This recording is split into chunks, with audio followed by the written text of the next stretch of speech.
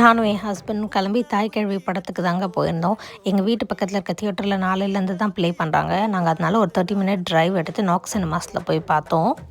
வேர்த்துங்க, அவ்வளோ தூரம் நாங்கள் ஸ்பெண்ட் பண்ணி போனதுக்கு ரொம்ப வேர்த்து. பேசிக்காகவே எனக்கு ராதிகா அவங்கள ரொம்ப பிடிக்கும். அவங்களோட தாட் ப்ராசஸ் அது எல்லாமே ரொம்ப பிடிக்கும். நாட் பொலிட்டிக்கலி, மற்றபடி நான் சொல்கிறேன். அவங்க ஒரு பவர்ஃபுல் விமனுங்க. ஏன்னா அவங்க வந்து ஒரு ப்ரொடியூசர், ஒரு ஆக்ட்ரஸ் அண்ட் ஸோ மெனி பரிமாணங்கள் அவங்க. நான் அவங்கள டிஸ்கிரைப் பண்ணணுன்னா she is a power fact women அப்படின்னு தான் நான் சொல்லுவேன்.